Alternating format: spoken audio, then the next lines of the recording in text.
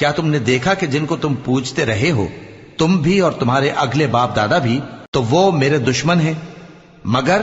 رب العالمین میرا دوست ہے۔ جس نے مجھے پیدا کیا ہے سو وہی مجھے رستہ دکھاتا ہے، اور وہ جو مجھے کھلاتا اور پلاتا ہے، اور جب میں بیمار پڑتا ہوں تو مجھے شفا بخشتا ہے، اور وہ جو مجھے موت دے گا اور پھر زندہ کرے گا، اور وہ جس سے میں امید رکھتا ہوں کہ قیامت کے دن میرا قصور بخشے گا۔ اے پروردگار،